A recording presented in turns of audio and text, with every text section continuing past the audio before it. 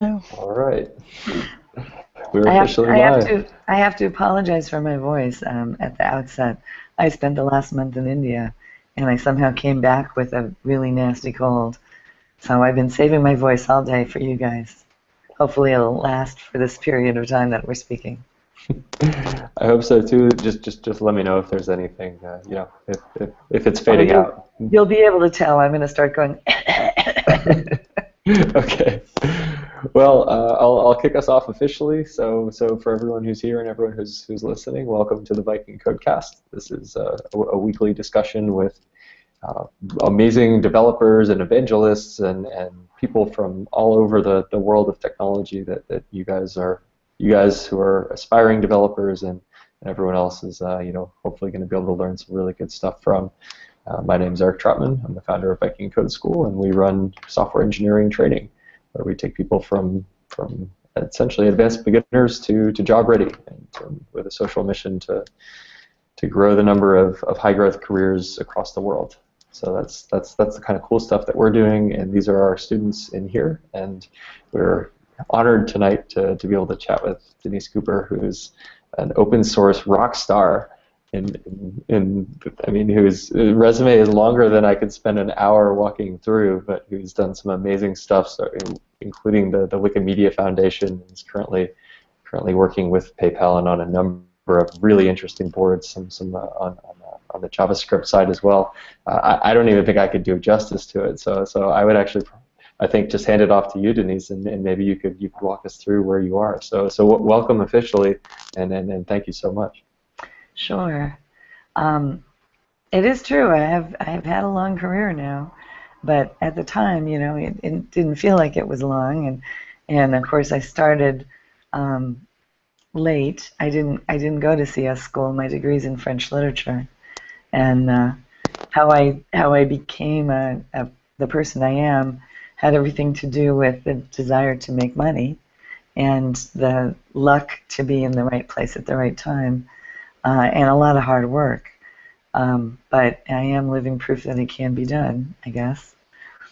So hopefully you guys will at least get that out of tonight. You are going to have to work really hard, though. They know. Yeah, but it is quite possible. And in fact, when I learned 4GLs were not really a thing yet, and so we had to we had to learn the basics. So I started out learning C because that was the language to know. And I still think it is on some level. I mean, it's the God language. You can do anything with C. It's just harder. You have to pay more attention because it's really easy to screw up too. So anyway, um, let's see, what else did I learn? Oh, I learned SQL very early, and I learned my way around an operating system, which a surprising number of coders today don't do. And I think it's a pity.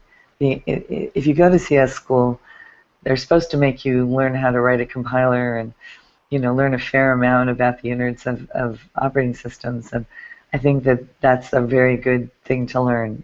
I guess these days, failing that, having a good basis in Linux system administration at least. So, How were you able to learn these skills back in the days before MOOCs? well, I was lucky again. My first real tech job was for Apple Computer, and they hired me to do records management for them for the first lawsuit that they had with Apple. So this is the very early 90s, and I was happy to work for them on that. That was what I'd been doing, but part of my work was to take over a system that had been written for the records management team by a developer who was still hanging around. He was still um, under contract, and the thing was still being written. And they figured out that I would be the likely person to manage it because everybody that I worked with was in their, advanced stages of their careers and like in their 50s at that time. And they thought that it was going to be too hard for them to learn SQL and be able to spindle the data that we had. And so they taught it to me. And I had an aptitude, and so the computer programmer in question started teaching me other things like C and system administration. And we stayed friends, and let's see, maybe 4 years later, I married him. And so then I had a guy that was very interested, vested interest in having me understand and know how to talk about technology. And for many years after that, every time I got a new job, I would call him up and say, "Do I want to do this? You know, do I want to open source Java?" And he said, "Yeah, you want to do that." And so then I would go into meetings and I'd take really good notes in the meetings, very quietly, take very good notes, and then I'd call him up and I'd say, "What is a JVM and why do I care?" And he'd tell me, discuss garbage collection with me, please, because I need to understand it. Yeah, right. And so I was lucky that he's a great teacher, and I had an aptitude. So. We talk a lot about the value of mentorship. Yeah. No, seriously. We undersell the potential husbands and wives.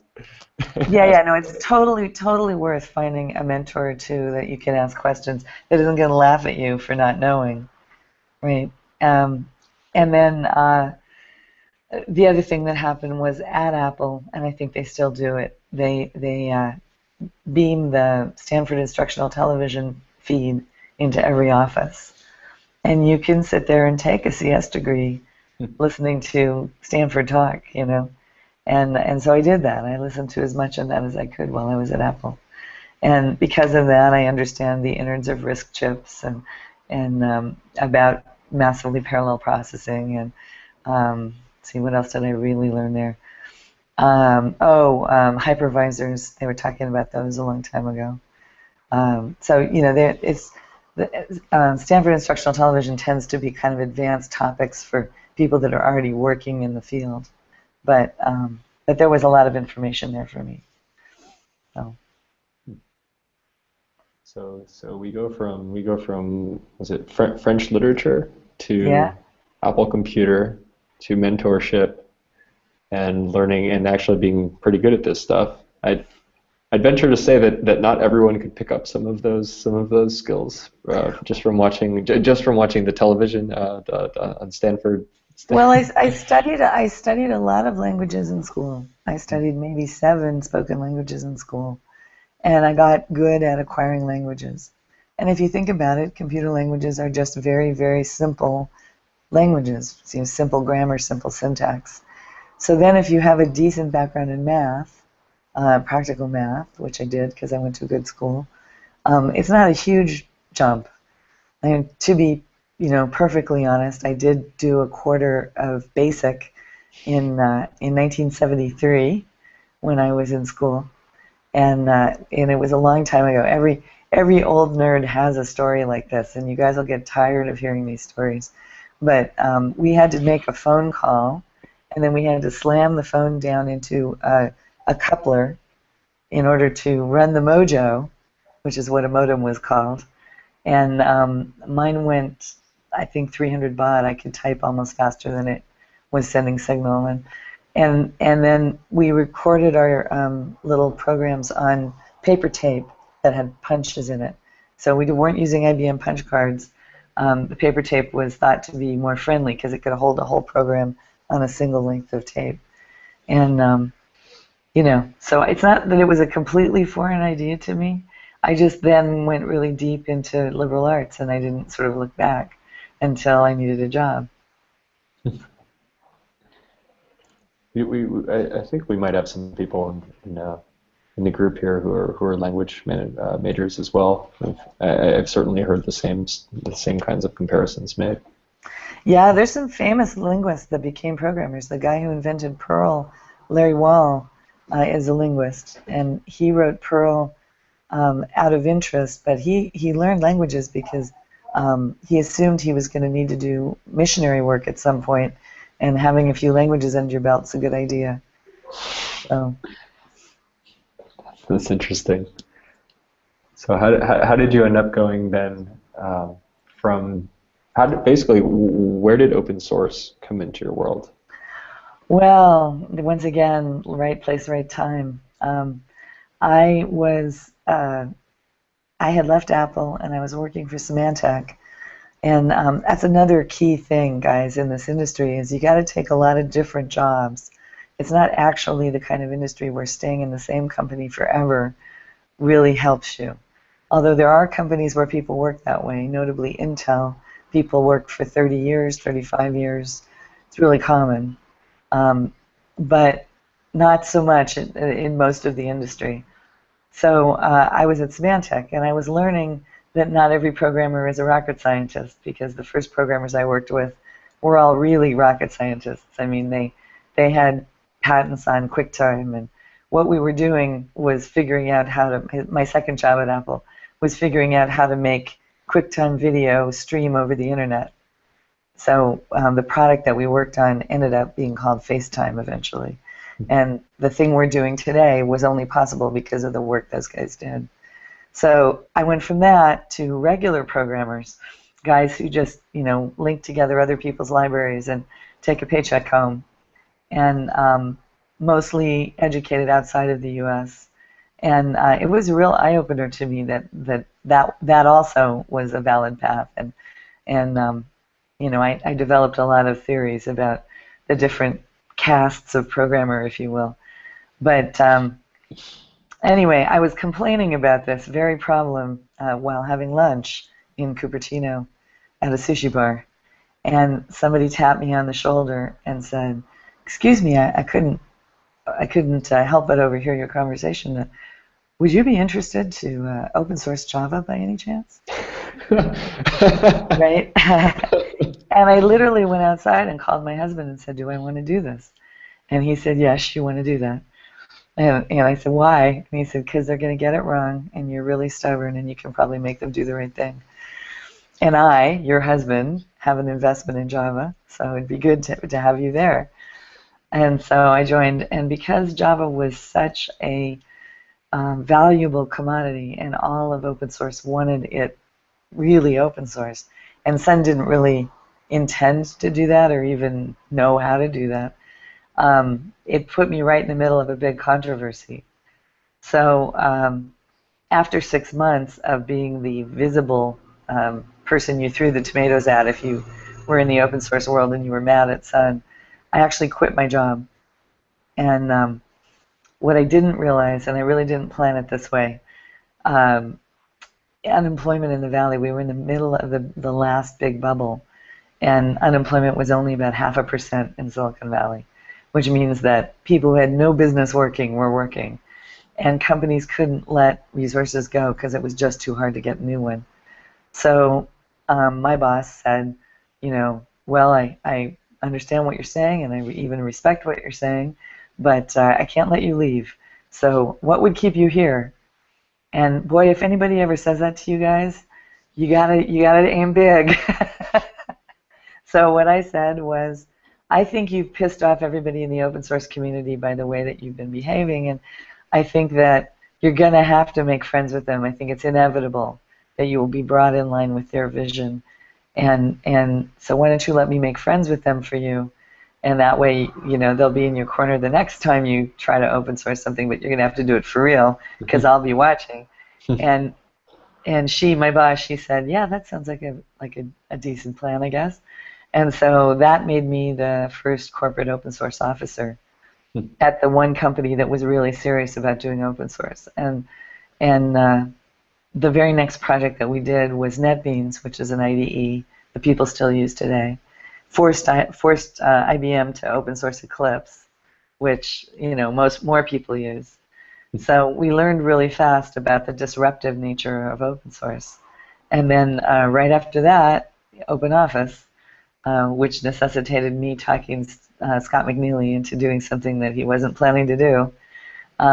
Meanwhile, we're continuing to work on opening Java, and it's harder and harder to do because Java is worth a lot of money, and Sun's not sure they want to do it. The guy who promised the world we would do it quit the company about 6 months after he promised, or about 3 months after I joined. So it was an interesting times, and it took almost the whole time and a little bit more to get Java open source. But along the way, we learned a ton about how you get big companies to do things. And I got to write more open source licenses than any single human being has ever done. And because Sun kept wanting to create different ones and new ones for different corner cases. And then I ended up getting asked to serve on the OSI board because I knew a lot about licenses. And, you know, and it all just was uphill from there. But one of the things that I got to do early on was invite all of the voices from open source to come to Sun because they had a practice of doing study groups around something new. And so I ran a study group around open source, and we invited everybody that had a paper in open source's the original book, and a few other selected people came and told us why Java should be open source. And the way that it went was we'd start a conversation, there'd be open Q&A. I got the senior management to sit and listen to these things, and then I would take the person out to lunch to thank them for their time. And at some point during the lunch conversation, they would get it that I was very much in their corner, even if Sun was not. And those relationships that I built in that first year, I still have most of them, and they've been invaluable in everything that we've done. So another big lesson is take time to talk to people and make friends if you can. So what are some of those maybe on broad strokes? What are some of the major political issues that have really defined that struggle? I don't know if you can really call it the early open source movement, because I guess it's been going on in some form since the 50s, but certainly the modern open source. Arguably in the early days of computing, they had to share the code because it was just too hard to get anything done, and it was a hobbyist thing, so everybody shared everything.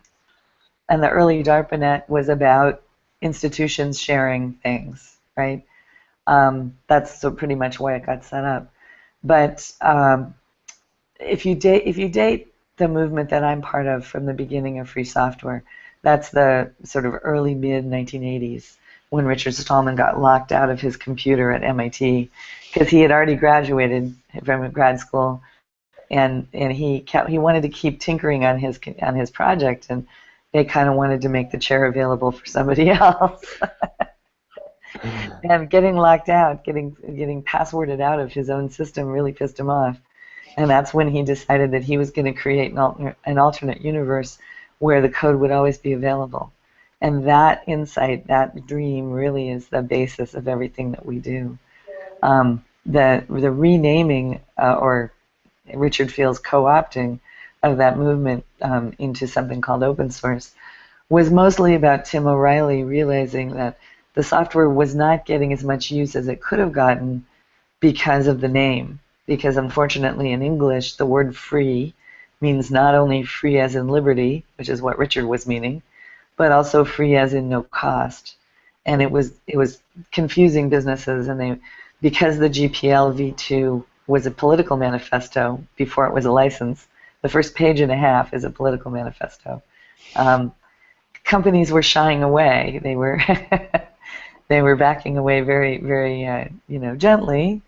But the real forces that made open source work were market forces, and the really large companies that are kind of the kingmaker companies in the industry even today, seeing a value for themselves in making Linux, for instance, work as well as Solaris or Windows, because they could use it to supplant the other players.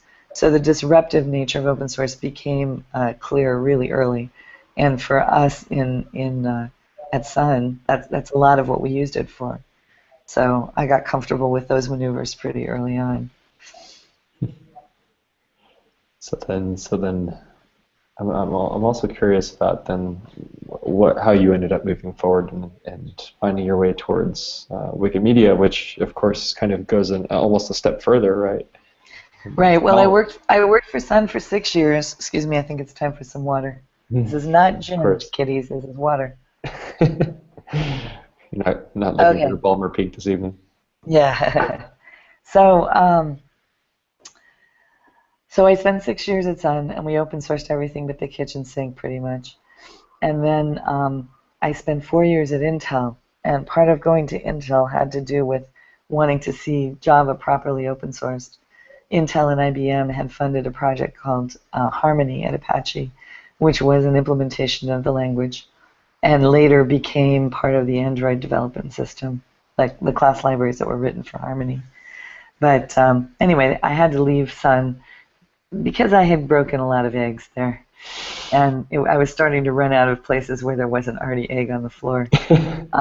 The truth is that the CEO then tried to get me to stay, and I probably could have written my own ticket, and maybe I'd be a VP now, but I was more interested in getting the work done. So I went to Intel, and I was there for 4 years. And when I left Intel, it was kind of at their request, and I joined my first startup. When I say it was at their request, it was a startup that they had invested in that had an open source angle, and they wanted somebody there that could help that startup succeed. So they kind of placed me there. And that startup was called Revolution Computing. It later became Revolution Analytics, and it was purchased by Microsoft last year. So that was a dive into statistics and the world of quants through the open source language R. And my departure from that project, I blogged about, and it wasn't a pretty departure. It wasn't just me. They laid off half the company when they achieved their B round. And it was the half that thought that the management they were trying to set up was the wrong management. And we said so. So sometimes being forthright has its costs, you know. So I was at loose ends for, I want to say about 3 months. I started a consultancy like you do right away. And I had a couple of clients right away because Tim O'Reilly sends me clients, which was nice of him. And then I got a call from somebody who said, hey, you wouldn't consider being the CTO of Wikipedia, would you? And when somebody offers you a job like that, you kind of have to say yes. That one I did not call my husband about. Even I knew that that was a job you couldn't turn down. And it was super interesting, you know. It was I was proud to serve. At the time that I was there, I was the only CTO that was a woman in the top 10 websites in the world, and Wikipedia was number 5. So diving into something that's got that much importance to that many people was a little mind-boggling and awe-inspiring. You go in every day really feeling like you have to give your best performance ever, you know. I had half the employees working for me, which was the engineering half of the company, and there had been a lot of pain and suffering in that team and some attrition, and they wanted to rebuild their engineering organization. And I know how to do that, so I did that for them. And it was, you know, I was really happy to be there. I still am pretty good friends with everybody that I worked with, and we have periodical meetings. Whenever Wikipedia has an all-staff, they call me up and we have dinner, and we talk about whatever is bugging them this week, and I give them advice about how to fix it. When they leave Wikipedia, I try to help them as well, you know. So that one was kind of a lifetime sentence in a way. Of course. I mean, I can't even get all my questions out fast enough. I have so many. I'm definitely curious about the open source side of things. Definitely curious about the technical side of things as well. Certainly some of the technical challenges that you guys faced there were incredible. Yeah, the number one, talking about your interesting stories, even with all that traffic, Wikipedia still was run incredibly leanly. They're like the original lean startup almost. So when I got there, there were exactly 4.5 ops people, period. That I was not aware of. And the software was hosted in Tampa, Florida, because that's where Jimmy Wales lived when they started Wikipedia. It was in a colo that was no longer serving our needs. And in fact, one of the first outages that I lived through happened because somebody in that colo kicked out a plug. As is wont to happen. Yeah, so we moved it to a real colo during my tenure. We moved it to the place in Virginia near the NSA that has the most cross connects in the world, to a famous colo called Equinix. And they were very happy to have us. It was run in such a way that it was possible for 4.5 people to keep it up and running most of the time. They had about 98% uptime when I joined, and even with that sparse team, and that's because they had taken a lot of shortcuts to get there. One of the first things that happened while I was working for Wikipedia was we hired a guy to help us figure out how to make more money, because we were averaging about $8 million a year in direct appeal, and we needed a lot more than that to really get things done and do all the things even just that I wanted to do, fixing the hosting situation and everything. So the guy that we hired had worked for MoveOn and is right now working for the Bernie Sanders campaign. So he's a political fundraiser. And he was used to being able to do A/B testing to make sure which message was actually drawing the best response. And we weren't set up to do A/B testing because in their wisdom, the ops team had decided not to log 100% of activity. They just logged every 10th piece of activity because they couldn't deal with the logs at the real size that they were generating with only 4.5 people. So we had to fix the logging so that we could reasonably A/B test so that we could learn how to make money. And in so doing, we went from 8 million to 50 million. As now, the standard benchmark is about 50 million a year that they earn. So it was an interesting time to be there. No kidding. So let's see. We also made a big investment in OpenStack because we needed to figure out how to virtualize. Because along with there being not enough ops and bad hosting, there was no backup when I joined Wikipedia. Now, the data was backed up, and when I say the data, I mean the stuff you see, which is mirrored everywhere. So we had mirrors of all the pages. But we didn't have the talk pages, we didn't have the edit histories, we didn't have the stuff that makes it Wikipedia, really, from the editorial point of view. And so setting that up is one of the early things that I did as soon as we had the hosting situation fixed. But along with not having all of that, we only had a production environment. So anything that you did to Wikipedia, you did to production. New feature rollout, right into production. Hot fixes. No staging at all. Hot fixes, everything. And happily, we had several wikis that were small. So we would roll it out on some obscure wiki that had a relatively small traffic stream. And if it fell over, we'd back it out. But it was not very exacting. And the real problem was because the Wikipedia data set is so available and so large, it gets used by researchers all the time. And not researchers that are interested in Wikipedia per se. They're just looking for a large data set to prove some algorithm they're writing or something. And so they were screwing things up. And we had to create a staging environment for them. And our choices were a proprietary piece of software or OpenStack, which was kind of the first open source cloud piece of software. And so we went up with OpenStack, and our engineer Ryan Lane was able to write a whole virtualization environment that worked pretty well for as long as it ran before they were able to substitute in a real staging environment. So anyway, we did a lot of experimental things in addition to the day-to-day housekeeping.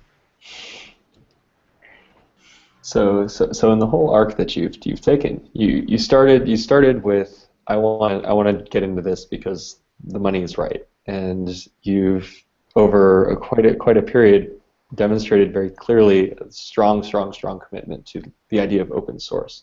How did that turn over, and why is open source itself such a fundamentally important piece of your life?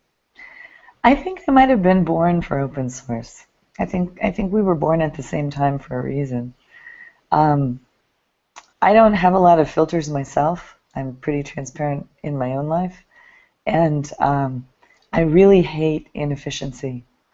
So when I was at Apple the second time, Apple has a lot of famously is a siloed internal community. You can get fired at Apple, or you could during the Steve Jobs days, for telling somebody that sits next to you what you do for a living, because you're not supposed to talk outside of your silo.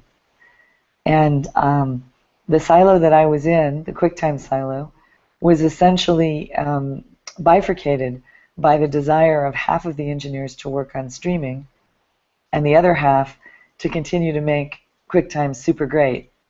And that first half saw a future where the Mac became the default film editing platform.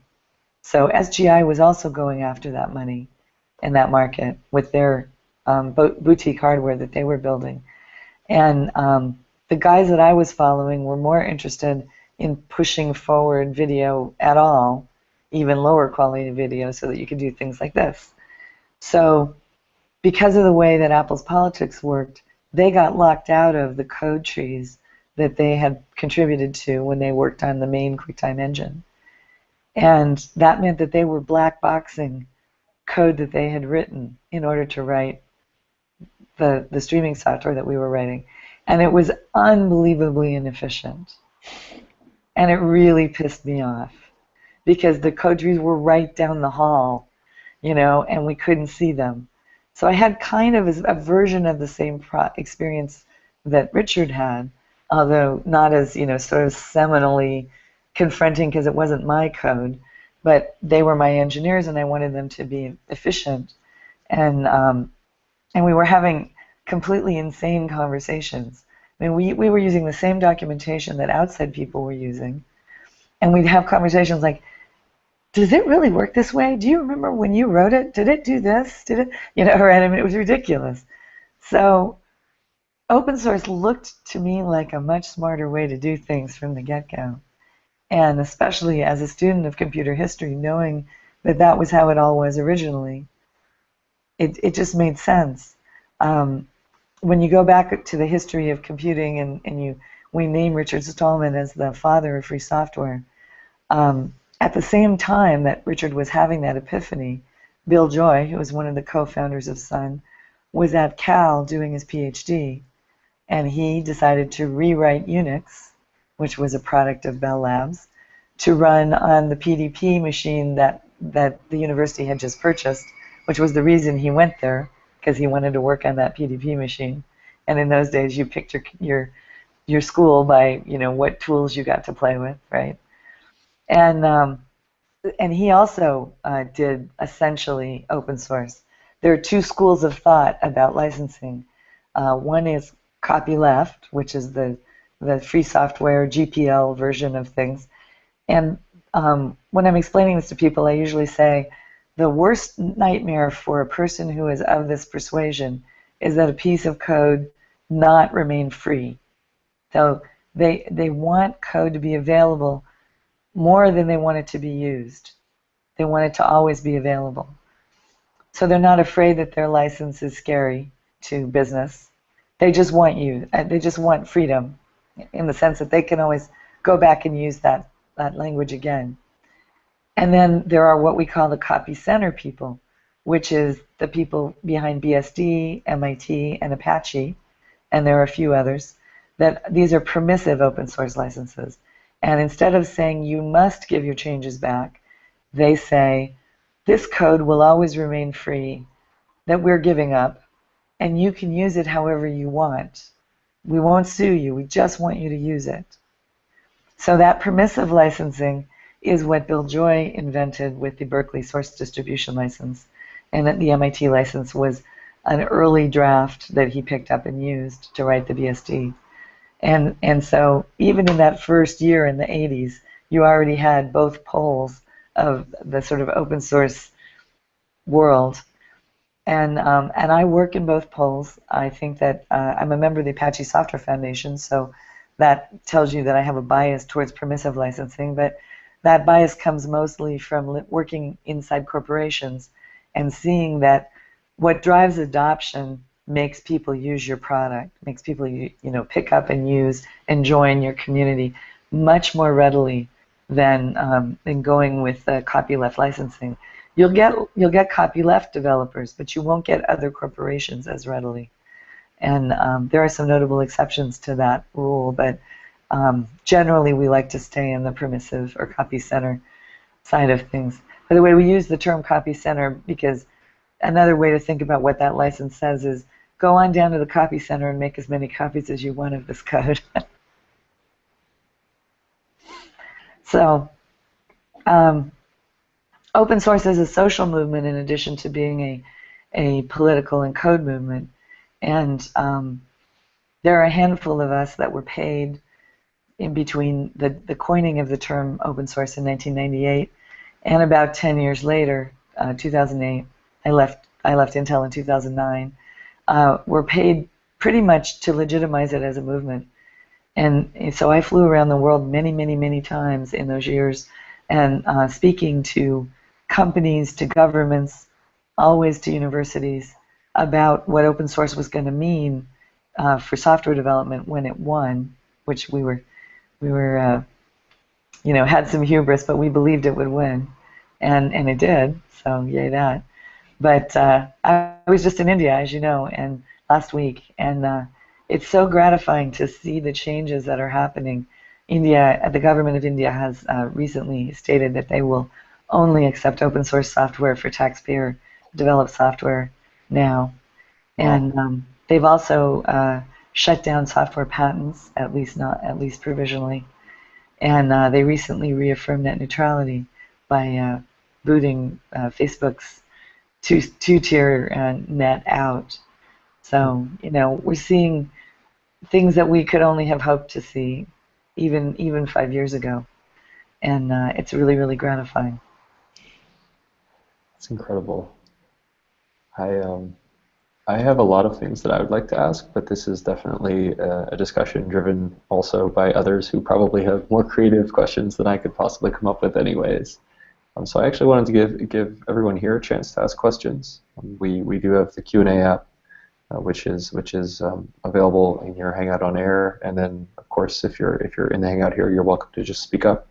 And if you have us on Twitter or anything like that, anywhere that we can hear you, metaphorically speaking, please send in a question if you have one. So I just is there anyone here who has something that you'd like to hear about? I have a quick question. That's a very cool avatar. Oh, thank you. I used to go to STA for illustration before. I like programming more as well. So anyway, I was wondering. Well, first of all, it was really interesting about the A/B testing guru going to the Bernie Sanders campaign, because something seemed familiar about that, and they're both very good at extracting money from me. But anyway, I was wondering, first as a joke question, or just a serious question, did they actually A/B test Jimmy Wells's headshot in that photo? And I'm wondering if it actually had an impact. I wonder if that's like a personal appeal, because that seems to remain there through the ages, and it must A/B test well, or maybe Jimmy Wells overrules it. It's a good photo nonetheless. It does, in fact, get A/B tested, and there have been some very, very famous defeats to the Jimmy picture. You guys may have seen the screen that was up for the day Wikipedia went dark in protest of SOPA. This was maybe 4 years ago now, so you might, maybe 5 years ago now, so you might have, see, Andrew saw it. So that screen was designed by a guy named Brandon Harris, who I hired. He lives here in the Bay Area. And he was the main designer for Wikipedia for a while. He left a little while ago, and he actually teaches design classes now, which is kind of cool. And he just joined a startup. But anyway, his picture, you have seen Brandon because he is the angry hippie. And you may remember the angry hippie picture from a few years ago. It was a guy with very long hair with his arms crossed, saying why he works on Wikipedia, why he thinks you should give money. And he made more money that year than Jimmy. And at Wikimania, which is the big annual conference that they hold around the world for Wikipedia, Jimmy gave him a gold Rolex that he was wearing in recognition of the fact that he had won out. So, but that picture of Jimmy is pretty compelling. It continues in the rotation because it does well in earning, and yes, that's one of the things Zach taught us was you have to A/B test everything. Okay, that's good to know. There are no special exemptions, and that's good. That's humble. Thank you. That's really nice. Sure. Justin. Yes. So if you were making the argument for open source to a company or maybe to someone that wasn't really familiar, how would you break it down for them? Well, you kind of have to come in from wherever it is they are. So a lot of times when we get asked to do this, they're already in trouble with some open source authority somewhere, and they're wondering what hit them. So we usually take it from there. And we're not always successful. We actually, I tried to help somebody. I worked on a project for the Bill and Melinda Gates Foundation a few years ago around education, and we had one of our partners in the assessment area was pretty sure that open source was going to kill his business, and we brought in some pretty big guns to have a debate with him, and we were not successful. He didn't buy. So they just wrote around him, right, which was what we told him was going to happen. But he's feeling, probably he's a smug guy, so he's probably feeling pretty smug that he didn't make that choice, or maybe he's sorry. I don't know. But so if the desire of the people that you're trying to explain it to is to disrupt, which is usually pretty attractive, then you explain how driving adoption for the thing that you are going to do that's going to be disruptive is the way you go. So let me think of a recent example of that I did. Actually, I was just at Wipro in India, which is one of I think it's the oldest of the outsourcing houses there. And because of the government's decision, all of a sudden everybody in India wants to learn about open source. So they invite people like me to come talk since I was in town. And while I was there, you try to leave the campground better than you found it always. I gave them a few business ideas that they could use. And most of them were about disrupting their position against the other companies of similar type. Because I had read that morning that Wipro was having some woes and having to remake themselves. And so I pitched them on remaking themselves as the one Indian outsource company that actually gets open source.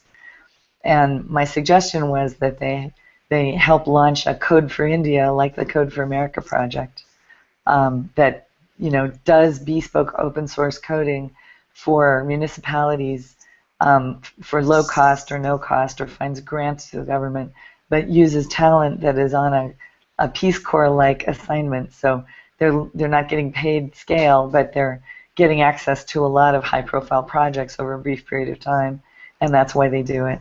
And my suggestion was that they get involved with that immediately, domestically, and that they open source a bunch of tools that they develop for use by their peers.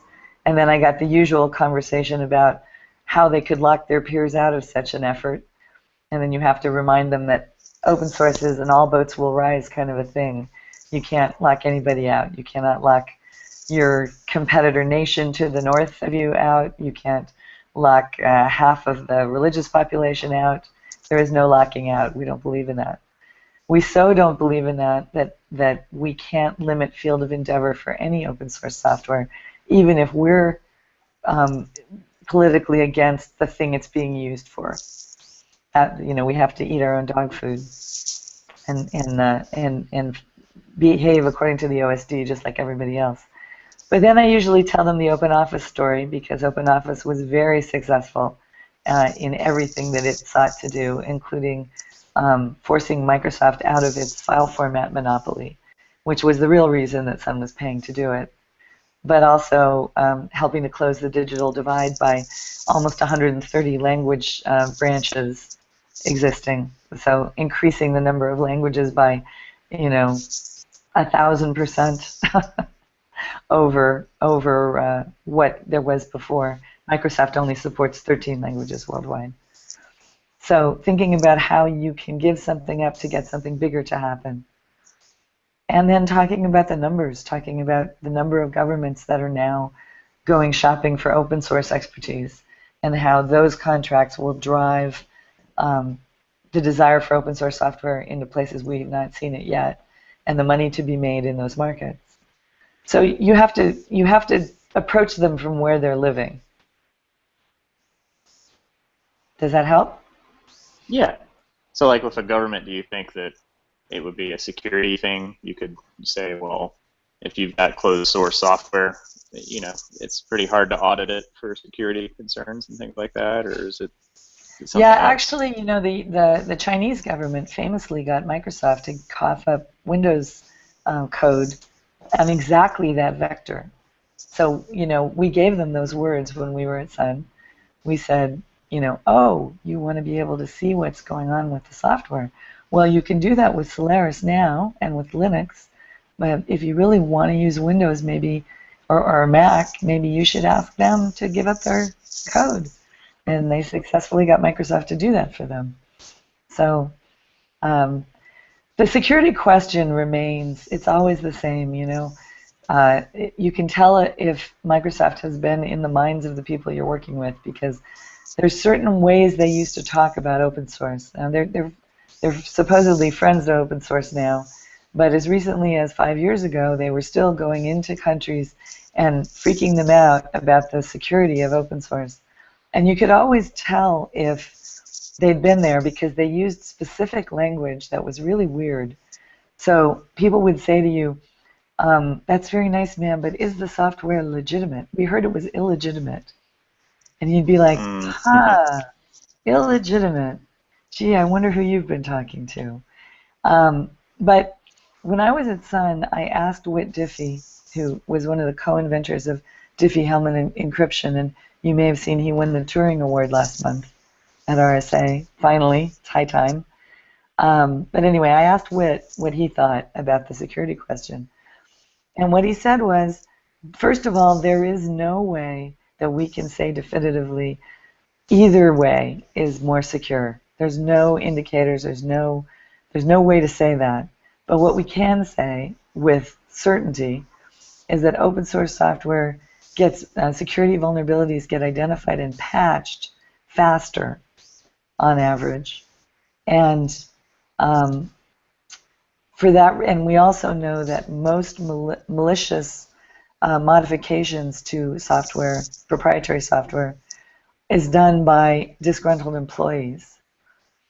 So that tends to suggest that any way you could increase the number of eyeballs that aren't disgruntled looking at that software, the better chance you have of getting to a good outcome. And Whit has been a fan of broad sharing for a long time. For at least 30 years, he's been requiring that people sign a release that essentially allows him to republish any talk that he gives as a GPL talk. So he's got long belief in open source and free software, and we usually tell people, it just depends on if you believe that it's still possible to keep secrets.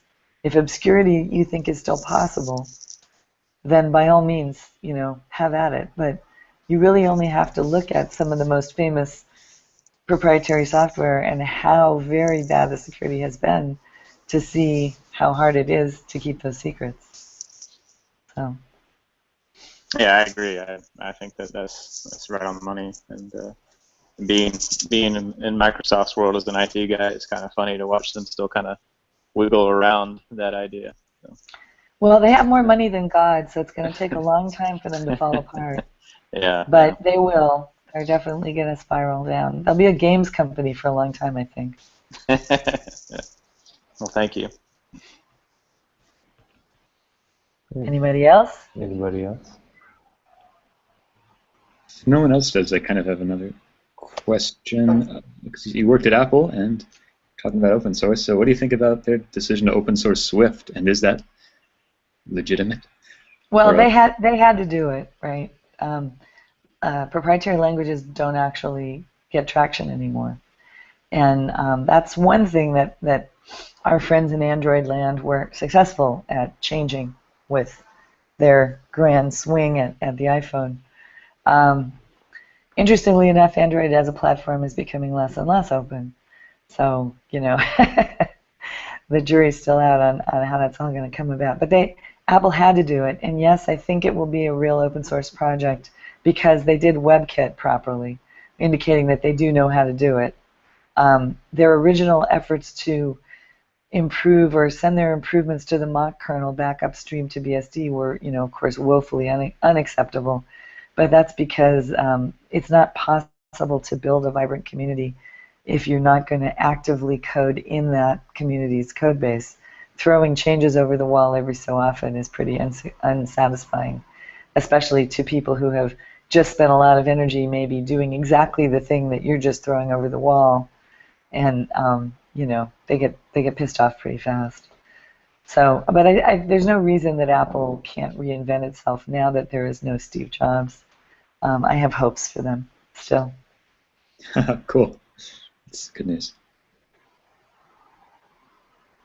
Other questions? All right. Well, as I said, I certainly have a number of my own. In particular, I think relevant to what we're doing here is the idea of the open sourcing of education, more of a spiritual open sourcing perhaps than than something directly relevant. But I'm kind of curious about, given your experiences with Wikimedia and as you mentioned with the Bill and Melinda Gates Foundation, what your thoughts are on that future, and how that parallels or does not parallel the idea of open source software itself. Well, I'm pretty bullish on it right now because I was just in India where I met a guy at IIT Bombay named Dr. Kannan. He's a chemical engineering professor, but he heard about the work that Sal Khan has done at the Khan Academy, and he decided that it would be possible, or it might be feasible, let's say in the beginning I think it was still a might be, to create courseware like that to reach the next echelon of students in India who are not close enough to a real college, because now almost everybody in India has decent broadband or the promise of it coming because the government has said that they're going to do that, and they all have phones. So, you know, what's the minimum chunk of knowledge that a person can ingest? Well, they decided that Sal Khan was correct in that it is 10 minutes. What they didn't realize is that Saul used that number because that's the YouTube limit. But anyway, they have created to date several thousand pieces of courseware around learning technology, and they start at a assumption of no understanding baseline and go all the way through understanding the nuances of C and Java, and they're working on Drupal right now. Because we were just there. That's what the first week I was in India was the inaugural DrupalCon in Asia, which was very well attended. So that's why we were talking to them. But they also are going to do Node, as long as they're doing modern things. And they've had over 1.5 million students take these classes, and they know that because they're working with local universities to accredit the courses for that state, so that people can get a certificate at the end that acknowledges the work that they've done. And it's kind of amazing, actually, if you think about it, because their problem is not just producing the content, but then it has to be localized into 22 languages that are spoken commonly in India. And so he's figured out how to do that as well. And he's got about 100 interns and grad students working on it, and 30 of them do nothing but interface with the colleges around the country, and the rest of them are providing content. And then they have content producers who write scripts and record scripts. They have content experts who make sure the scripts actually make sense. And it's really an amazing thing that he's done, and kind of out of nowhere, out of nothing. So, you know, if that can happen in India, I'm confident that this is how most people will learn in the future. It should be completely democratizing. And, you know, because in our country, of course, there'll be attempts to control it and spin the message according to whatever it is that they think you should learn. But uncontroversial subjects like how to program, should be pretty available. So I'm really bullish on it. What I learned from working with the Bill and Melinda Gates Foundation for 18 months is it's possible to have too much money. And you can't get much done when you have too much money, as it turns out. It's counterintuitive, but in the U.S., they only spend money on education, and most of the projects that they spend money on don't do very well, although they do underwrite Salman Khan. So there's, you pick a winner every so often. That's fascinating. There are so many threads that we could take, but I think we're actually drawing to a close here, and I want to be respectful of your time. I think perhaps just to pull things back down towards what's directly relevant to the people who are likely listening in now, later, and certainly here with us today. Mm-hmm. You'd mentioned something about early in your career identifying this idea that there are sort of different levels and capacities of programmers. I think you'd call them castes of programmers, but for whatever it is, for whatever that is, I mean, we have a group of people who have taken it upon themselves to change their lives and take on programming and have that whole bright future ahead of them. What advice would you give to sort of navigate away from the things that would make, that would potentially put them in the wrong buckets and would really hamper their careers? Well, first of all, you cannot outdo the programmers that are coming out of India and Russia and China at being at that lowest echelon of functional programming, because that's what they're taught, and mostly thanks to Microsoft and Microsoft's tooling, frankly. They're taught to link together other people's libraries.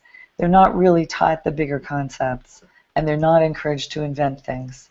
And that's a shame, although, if you are bullish on America continuing to own the software industry, that's exactly what keeps those countries from taking over. So they're very good at imitating work that has already been done, but not so good at inventing new things from scratch. Now, of course, there are young programmers in India that are being inventive, and likewise, there are, as Bill Joy said, genius has to be equally distributed around the world. It has to be. It's just a question of what kind of influences and training they're, subjected to. But the truth is that most of the people with real genius for invention in the developing world want to leverage that genius to move to the developed world. They do. And so there's a brain drain thing that happens for the folks that self-select into that class. But what you can do to become the best programmer you can be, first of all, you cannot stop learning. Just learning one or two tools is not going to keep you employed the whole time.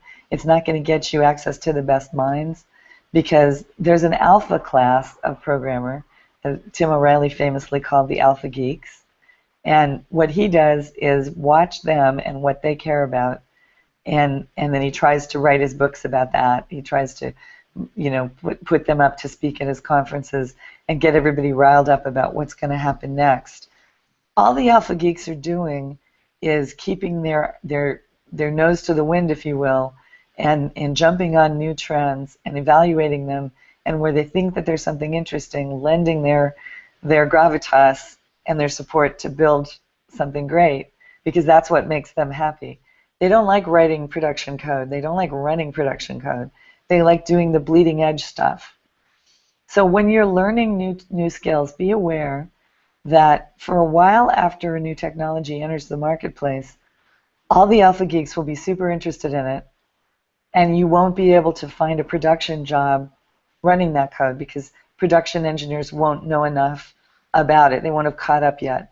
So for a long time, startups would use Ruby on Rails and write these, killer apps, which would then need to be rewritten once they got super successful because they needed to scale better, and because they couldn't hire programmers to run the production code.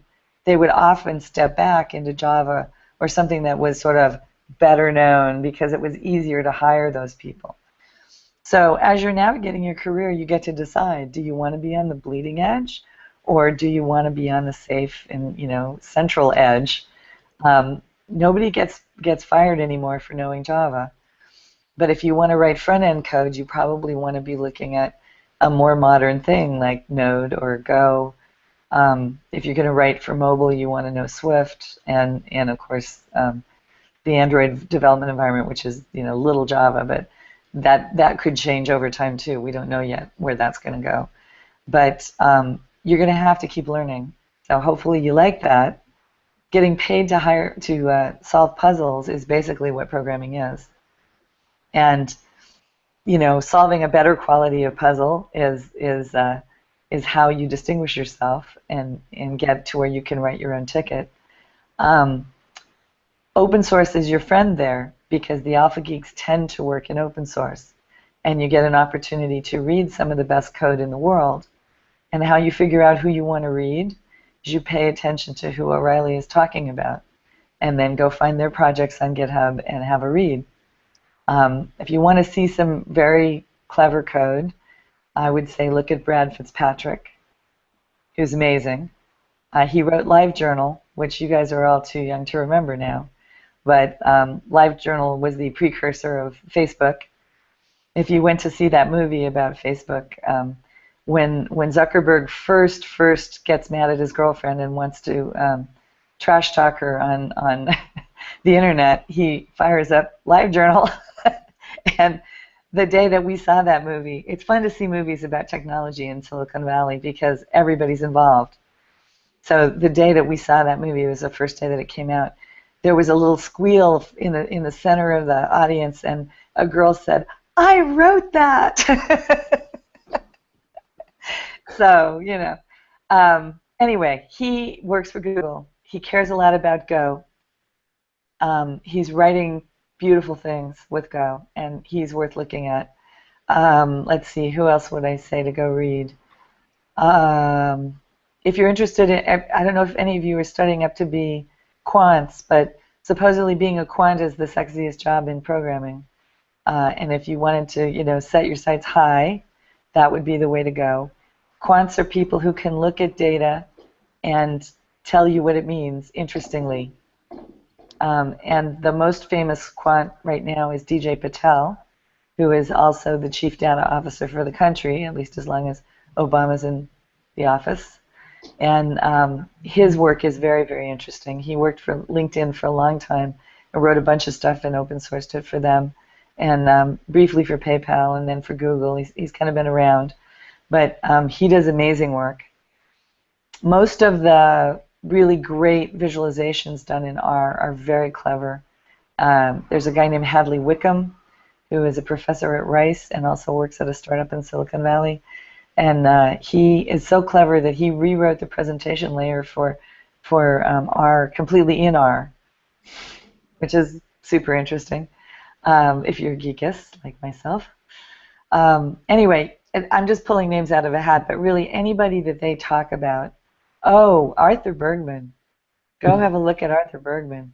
He started a company called Fastly, which is the fastest CDN that you can possibly work with now. He was the CTO of Wikia when I was the CTO of Wikipedia, and we've known each other for a long time. He was a Perl geek, but he got a hold of Varnish, which is a piece of software written for load balancing of networks. And he was, he was kind of a sysadmin network geek anyway. And he started modifying it for the users of Wikia, which is the sister ship to Wikipedia. And he did amazing work with it. I mean, it's very, very, very clever and open source. So that's, there are good people to go read. And doing code reviews taught me so much. Anytime I work with rocket scientists, I try to make them do code review. So for instance, I once code reviewed all of the software that SETI uses to position the telescopes in the Allen array, because no one had ever done it and they didn't really know how it worked. I mean, individually, each of them knew their piece, but no one had the overview. So we did a code review to force them to give up their secrets. Anytime you can sit in a code review, you'll be amazed. Maybe we should make our Codecast a code review. Well, You know, in the Drupal community, your very first, if you happen to have a contribution that is your first contribution to Drupal, and it's happening during a code camp or a conference, they do what's called a live commit. And they pick them up at random, but it's so exciting.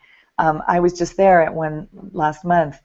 There were a bunch of us that were having conversations in a different part of the building, in a different room, and somebody ran in and said, they're doing the live commit, and we all jumped up and ran into this other room because it's that exciting.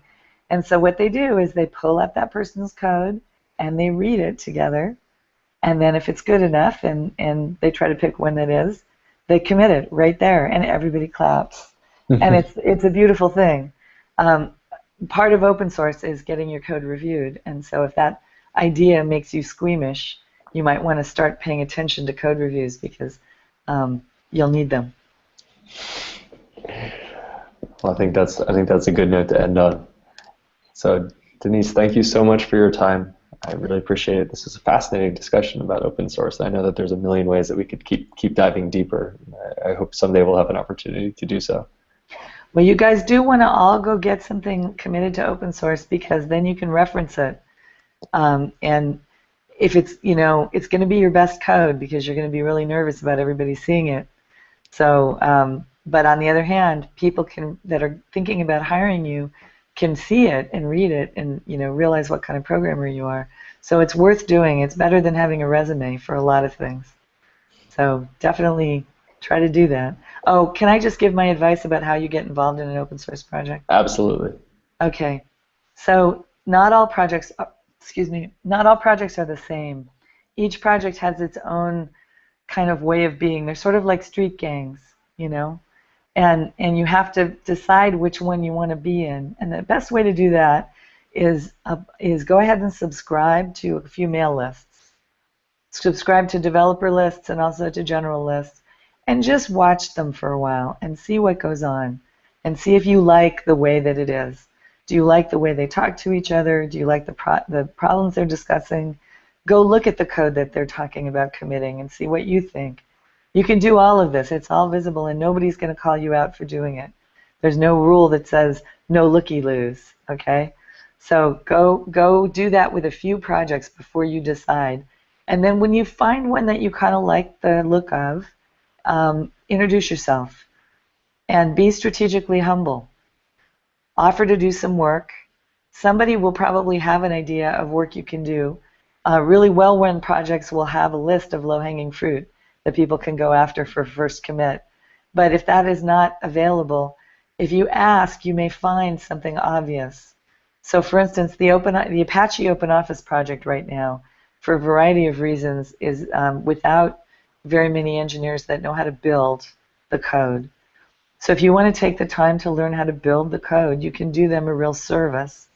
If you want to just document the process of learning how to build the code, that would be a real service because they're trying to attract more people and they need documentation written by fresh eyes. But there are lots of places you could go. That is not the only one by any means. And then as soon as you feel like you have your legs under you, start listening for people that came after you that are asking some of the questions you've already got an answer to, and go ahead and help them out. Open source is about helping out your sister and your brother and really feeling that way about the people that you're hanging out with. So I advise you to, dive in. Thank you so much. Thank you everyone who's here with us and everyone who's listening in, everyone who's watching in the future. This is the Viking Codecast with Denise Cooper. Thank you so much, and I hope you guys have a wonderful evening. Thank you.